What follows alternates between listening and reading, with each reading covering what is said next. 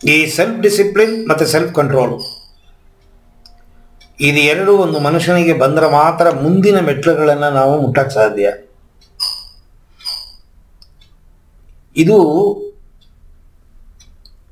ಕುಕ್ಕರಲ್ಲಿ ಅನ್ನ ಇಟ್ಟಿದ ತಕ್ಷಣ ಅನ್ನ ಆಗತ್ತೆ, ಆ ಥರವಲ್ಲ ಆಧ್ಯಾತ್ಮ. ಹಂತಂತವಾಗಿ ಪರಿಪೂರ್ಣತೆಯನ್ನು ಪಡಿಬೇಕು.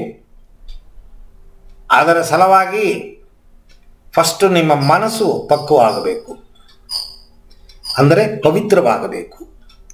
ಇದು ಕಲ್ಮಶ ತುಂಬಿದೆ. ನನ್ನ ಬೈದೋರನ್ನ ನಾ ಬೋಳಿ ಮಗ, ಸೂಳೆ ಮಗ, ಮುಂಡೆ ಮಗ, ಆ ಮಗ, ಈ ಮಗ, ನೆಲದಿಂದ ಮಣ್ಣೆತ್ತು ಅವನ ಮೇಲೆ ಹಾಕೋದು, ಕೇಕರಿಸಿ ಉಗಿಯೋದು, ಏನೇನೋ ಮಾಡ್ತಾರೆ. ಚಾಕು ಚೂರಿಯಿಂದ ಚುಚ್ಚೋದು, ತಿವಿಯೋದು, ಮಚ್ಚಲ್ಲಿ ಹೊಡೆಯೋದು. ನನ್ನ ಮನಸ್ಸಿನ ನೋವನ್ನು ನಾನು ಬೇರೆಯವರಿಗೆ ತೋರ್ಪಡಿಸ್ತೇನೆ. ನಂಗೆ ನೀನು ಹಿಂಸೆ ಮಾಡಿದೆಯಲ್ಲ, ನಂಗೆ ನೀನು ನೋವನ್ನು ಕೊಟ್ಟಿಯಲ್ಲ, ಅನುಭವಿಸು ಮಗನೇ. ನಂಗೆ ಬಿದ್ದಾಗ ಹೆಂಗಿತ್ತು ಏಟು, ನಾನು ಎಷ್ಟು ಅನುಭವಿಸಿದೆ. ಈಗ ನನ್ನ ಸರಣಿ ನಂಗೆ ಸಿಕ್ಕಿದೆ. ಈಗ ಈ ರಾಜಕಾರಣಿಗಳು ಮಾಡ್ತಾರೆ ನೋಡಿ, ಅವನ ಪವರಲ್ಲಿದ್ದಾಗ ಇವನ್ ಕಾಲಿಡಿಯೋದು, ಇವನ್ ಪವರಲ್ಲಿದ್ದಾಗ ಅವನ ಕಾಲಿಡಿಯೋದು. ಈ ರಾಜಕಾರಣಿಗಳ ಕೆಲಸವೇ ಅದು. ಇವನ್ ಪವರಲ್ಲಿದ್ದರೆ ತೆಗೆದು ಅವನ ಒಳಗಾಕೋ, ಅವನ ಪವರಿಗೆ ಬಂದಾಗ ಇವನ್ ತೆಗೆದು ಒಳಗಾಕು. ಟಿಟ್ ಫಾರ್ ಟ್ಯಾಟ್ ಅಂತಾರೆ ಇಂಗ್ಲೀಷಲ್ಲಿ.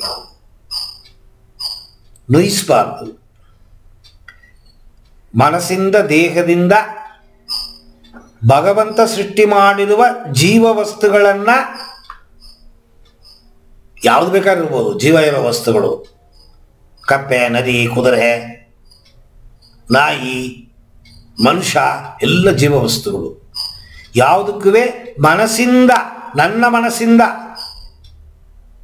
ಆ ಮನಸ್ಸಿಗೋ ಅಥವಾ ದೇಹಕ್ಕೋ ನೋವಾಗಬಾರದು. ಆ ರೀತಿ ನಡ್ಕೋಬೇಕು ನಾವು.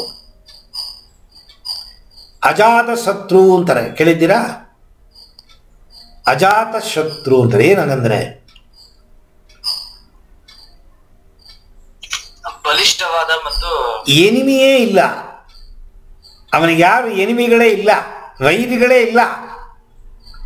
ಎಲ್ಲ ಆತ್ಮೀಯತೆ. ಆ ಆತ್ಮೀಯತೆ ಬರಬೇಕು ಅಂತಂದ್ರೆ ಪ್ರೇಮ ಇರಬೇಕು ಬೇರೆಯವ್ರ ಮೇಲೆ. ನಾನು ನಿಮ್ಮನ್ನು ಪ್ರೀತಿಸಿದ್ರೆ ಮಾತ್ರ ನಿಮಗೆ ಹಿಂಸೆ ಕೊಡಲ್ಲ. ಹೆಂಡತಿನ ಯಾರ್ಯಾರು ಬೈಲಿ ಕೋಪ ಬರುತ್ತೆ, ಗಂಡನ ಯಾರ್ಯಾರು ಬೈಲಿ ಕೋಪ ಬರುತ್ತೆ. ಪ್ರೀತಿ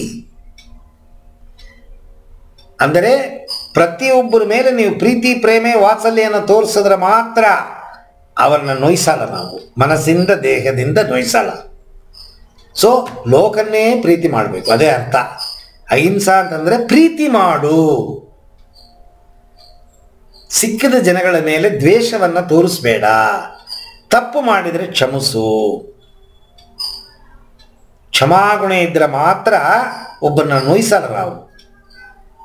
ಎಷ್ಟೇ ನಮಗೆ ಅವ್ರು ಹಿಂಸೆ ಕೊಟ್ಟಿದ್ರು ಕೂಡ ಜೀಸಸ್ ಕ್ರೈಸ್ಟು ಒಂದು ಕೆನ್ನೆಯಲ್ಲಿ ಹೊಡೆದಾಗ ಇನ್ನೊಂದು ಕೆನ್ನೆ ತೋರಿಸ್ದಂತೆ ಬಿಡದ. ಆ ಕಾಲದ ಕಥೆ ಅದು. ಈಗ ಒಂದು ಕೆನ್ನೆಯಲ್ಲಿ ಹೊಡೆಯೋಕೆ ಬರೋವಾಗಲೇ ಅವನ ಕೆನ್ನೆಯಲ್ಲಿ 4 ಸತಿ ಬಾರಿಸಿದ್ದಾನ ಅವ. ಒಂದು ಕೆನ್ನೆಯಲ್ಲಿ ಹೊಡೆಯೋದಿರಲಿ, ಅವನ ಕೈ ಎತ್ತಿದ ತಕ್ಷಣ ಅವನ ಕೆನ್ನೆಗೆ 4 ಸತಿ ಹೊಡೆದಿರ್ತಾನ ಅವ. ಕಾಲ ಬದಲಾವಣೆ ಆಗೋಯ್ತು. ಬುಸ್ಗುಟ್ಟೋ ಕಥೆ ಇದೆ.